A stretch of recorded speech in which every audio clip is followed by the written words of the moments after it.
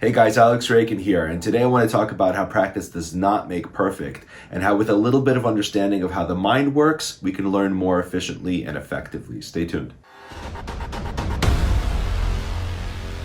So we all heard the phrase, practice makes perfect, practice makes perfect. The truth is, practice does not make perfect.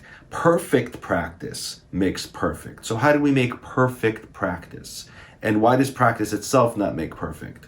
Well, practice makes whatever it is that we're practicing more efficient. So if we have incorrect technique, we're going to develop further incorrect technique, and we're going to instantiate bad habits.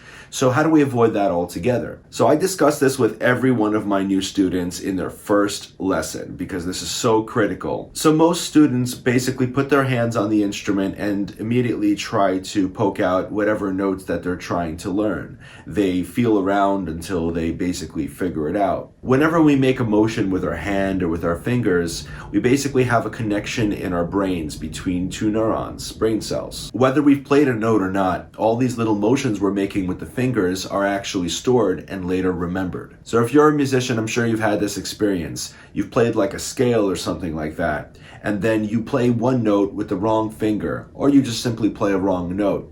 And then every subsequent time you try to play that scale, you keep playing that wrong note. It only took making that mistake one time in order to store it into permanent memory. Then you had to work so much harder in order to remove that mistake than learning the initial scale. So the key tool here to avoiding this mess is visualization.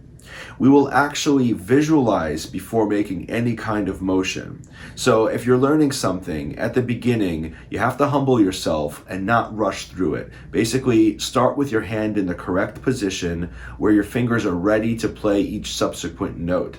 And you basically need to not move until you are very sure of the very next motion you're going to make. So you would visualize the next finger going to where it should go to. And then when you could see it in your mind's eye, you go ahead and do it. I know that sounds tedious, but trust me, it's worth it, and you learn far quicker. Another mistake students often make is that they actually don't pick an efficient fingering, or they pick a fingering that works until it doesn't, because they realize that that won't work in transitioning to another section or from a previous section of the song. At that point, they're going to end up with two different neural pathways that the brain gets confused between, and we end up making mistakes that way. So that said, it's important to consider your fingering as it relates to what comes before and after. I'd love to point out here that all tabs that I've ever encountered had at least one mistake, and that mistake might be where a note is on the wrong string, or just inefficient the way that it's written, and I ended up changing that for students or for myself.